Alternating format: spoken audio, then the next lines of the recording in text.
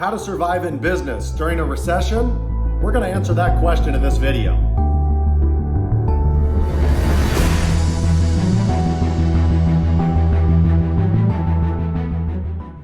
Okay, so the flat truth about whether or not you can survive in a recession actually depends, unfortunately, on the size of the business and the business that you're in. Some businesses, sadly, won't make it through a recession. And it's not always because of the type of business.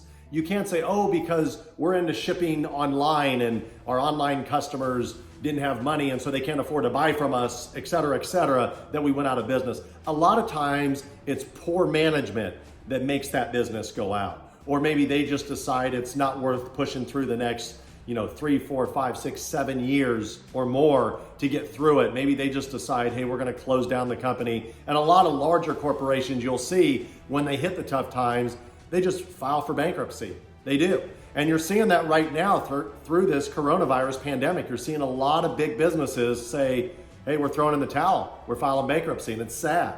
But ultimately, this goes back to how well did you prep? How well did you save and plan for winter season, the cold season, the tough season? Every business is going to run through ups and downs nonstop. No matter what business you're in, you're going to run through your ups and downs. So you need to be able to understand that key element that I tell you, save, save, save. It's been instrumental of getting me through all those tough times. And any other business owners that have been highly successful for decades can tell you, yep, they hit this speed bump. Yep, they hit this pothole and they fell and they had to pick themselves up and restart or recoup or lay off their entire staff just to start over. There's so many things that they've had to do just to get through a recession.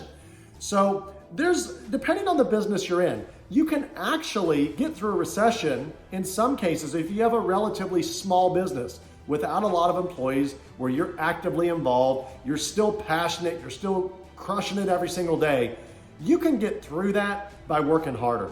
I truly believe that, because even if you have to scale down and you have to lay off most of your staff, which I know is heartbreaking, that's how you cut the majority of your expenses, is by letting go of your staff. It's sad, but if there's no business coming in, that's one way to slow the bleeding that comes out of losing money. I mean, after all, money in your business is the blood of your business. Without that money, your business can't survive.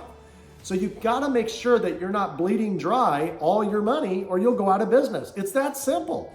So guard it, especially as it's going down. As you see that balance coming down in the recession, things aren't as good. That's when you got to learn daily. Learn as much as you can every single day. Start calling your friends that you made in the industry. Call your friends, say, hey, so what's new? Anything going on? Hey, I figured this out. What do you think about this? Present them with some opportunities and some ideas that you've had and ask them, and you'll bounce ideas off each other. That creates what's called a mastermind, where 1 + 1 doesn't equal 2. It's not like that with a mastermind. It's like 1 + 1 = 10 or 1 + 1 = 100. When you get 2 brains together, it's way more than double the output. And what if you get 3 brains together or 10? So putting together a bunch of people on the same topic, discussing, trying to troubleshoot, creates what's called a mastermind.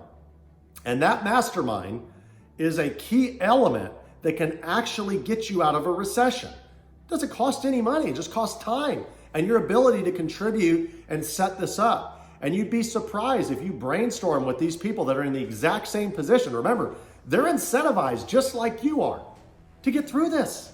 They want to get through it just as badly as you do. So if they figure something out, they're going to say, oh my gosh, we need to be doing this. We haven't thought, why haven't we done this?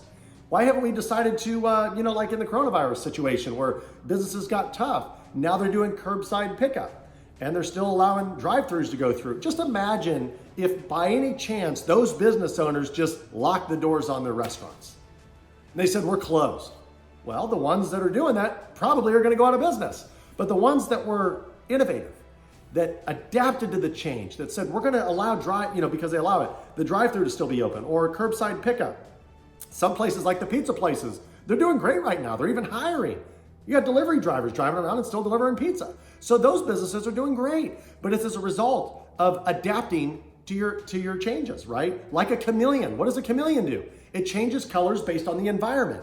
You have to, in a sense, become a chameleon If you become a chameleon in your business and you can adapt like a chameleon does out in the wild, you'll survive like they do. Well, most of them do. Some of them get eaten up, but you know what I'm saying. You have to be able to do that. So, surviving in business, ultimately, in my opinion, in most cases, comes down to the ownership, the management. It's their decision that ultimately decides, do we push through? And I'll make another example. We'll talk about my We Buy Gold stores. So remember, I opened up my We Buy Gold stores in 2010. And we had a couple good years, 2010, 11, 12, what's that? 3 good solid years. And when 2013 hit, it's like the prices of gold and silver tanked. And so because of that, our margins went down. The number of customers that were coming to our stores went down. Some stores were getting almost no customers. And we start looking at our numbers and we're like, oh my gosh, we're losing tens of thousands of dollars a month. And when I say losing, I mean, we're paying our rent on time, we're paying our payroll, we're paying our advertising costs, our utilities, and all the other costs of doing business. And we're losing tens of thousands of dollars a month. Who wants to stay in that business, right? So that's when the ownership group, me, and at the time my partner, we have to make a decision.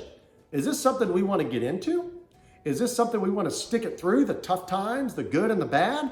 Because if so, we've got to stop the bleeding. We've got to stop all this money from hemorrhaging out of our bank accounts as quickly as possible. And that's when we made the really tough decision, which was the right decision in business, to start closing down stores immediately as fast as we could. Now, in those particular cases, we were able to get out of our lease agreements, because I know some of you might be thinking, well, how do you just close your gold stores down? We had pre-negotiated kick-out clauses. Some people call them termination clauses or early cancellation clauses, things like that in our lease agreement. Because when we went to those landlords and we told them what our business model was and what we were doing, we told them, hey, our business and our ability to make money is tied to the market prices of gold and silver, platinum and all the other stuff that we don't have any control over. So if those prices do tank at some point, which at the time they were going up every month, every year, whatever, on average, they were going up, but nothing goes up forever. So at times when it wants to drop, what are we going to do? We have to be able to get out of those leases, because we can't, if we sign a 5-year lease agreement and we're in for a year, we can't afford to pay just that one location another 4 years of rent. We can't afford it. The company's basically going to go out of business. And so we pre-negotiated that. We thought ahead about that, but still we had that payroll. And payroll is, I would say it in my business, it's the number one expense is your people that work for you, payroll. So we had to get rid of, unfortunately, we had to start getting rid of people, which it hurt, it cut to the bone. It's something we didn't want to do. But if we want to make the business survive, if we want to save the ship, that's what we have to do to save the ship. We had to start cutting expenses. And while this was going on, the sad part about it was we were still losing money as we were closing stores. Shutting down 10 stores isn't something you can do in a day or a month. It took us months. If I remember correctly, it might have taken a year, maybe a year and a half to shut all 10 stores down, but probably somewhere around a year.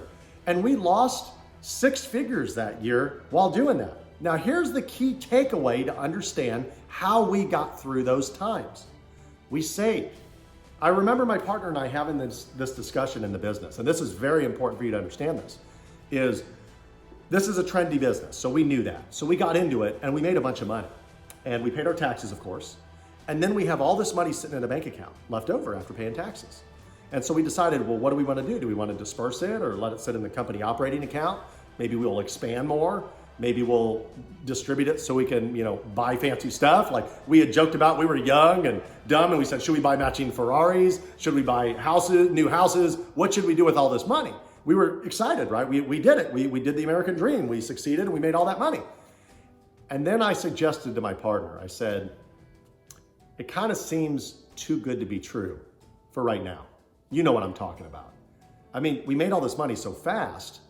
It just like easy come, easy go. Is that a real thing? Well, let's find out. So I asked my partner, I said, I know, and you all should know this, is we had actually made a decision. Initially when we opened, I had 2 partners. One was a minority partner. One was, owned a majority stake of the company as well. And I own the lion, I own the majority. So I asked my partner that had owned almost the rest of the business. I said, are you willing to work for the first year and not take any distribution? And he said, wow, that's interesting. I said, well, we started with enough money to open up one gold store. We can either invest more money or we can roll with the profits that we make from this one store and utilize that money to expand and open up more stores. And if it works and it lasts long enough, instead of just having one store make X, maybe we'll have 10 stores. So we 10X our income, right? And then it got to the point where we said, wow, maybe we'll go to 20 stores. Well, that got ambitious, and the whole don't expand too quickly kind of kicked in there because we opened up 14 stores, and that ended up being the wrong decision because the business started tumbling, flatlining, and then going down. And so the way we were able to expand in that business was we didn't take a distribution for an entire year. Me and my two partners, we decided that we didn't have to do it even though we wanted to, that it was worth more to our futures to invest and make the business strong and stronger, that we could do that. And what ended up happening was, after we had made all that money and we paid our income taxes on it, we sat back and we said, well, now we have all this money. So I asked my partner at the time, because I was down to just one partner, the minority one had sold us his shares. And I said, what happens if by any chance we distribute the majority of this profit that we've made and the business starts going south, starts going downhill? How are we going to get through it? What's going to end up happening is we're going to need to put money back in to make the business survive. We're not going to have the money to be able to pay all the creditors, say the advertising companies and things like that. So I start telling myself, that's got to be the only solution. I mean, it's still our money. It's sitting in the company's bank account. It's hanging out there. We can't spend it like we want to. We can't buy the quote unquote matching Ferraris, right? But at least it's our nest egg. It's our security. It's our savings to get us through that winter season. And I am telling you what, that was the best decision we ever made. Even though we weren't able to buy those matching Ferraris like we thought we were going to buy, that's okay.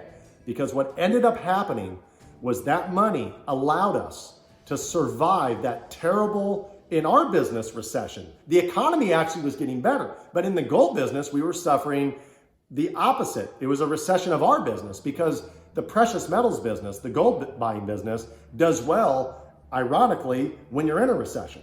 You know, so on this topic of recession, that business does well. That business thrives, where many businesses suffer. Well, when the economy starts getting better, the gold businesses start suffering. So that's what started happening to us, is the economy started getting better. We started suffering, and that started making it really difficult for us. And luckily for us, while we were in the process of losing all this money, and it took us over a year because we're shutting down, like we shut down 10 We Buy Gold stores.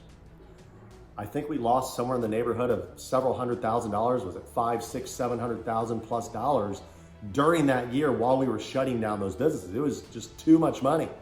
But it was the fact that we had saved it and we could take that hit, and we were able to honor all the agreements, all the contracts, even when we had the lease agreements that had the termination clauses, and we were able to get out of those leases.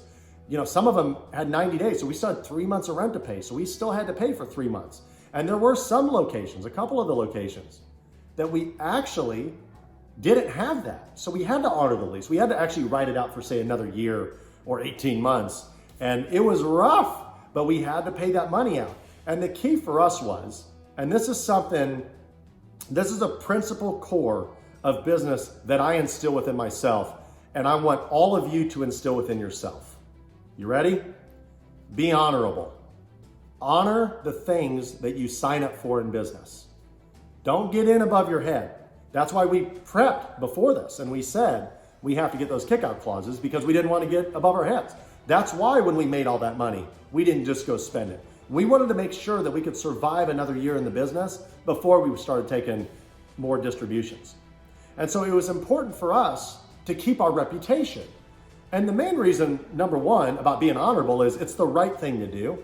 You don't want to be somebody that says one thing and does another. That gets you no respect, especially in business. If you think you can survive in business by being dishonorable, by not doing things you say you're going to do, not honoring your contracts and your commitments, you're wrong. You will not only go out of business eventually because people aren't going to want to do business with you, it's going to be very difficult for you to even get back into a new business, because if you're in the same city, or same area, a lot of those same advertisers and things like that are going to know, holy cow, this guy, don't trust him, don't honor him, because whatever he says, he's not going to do.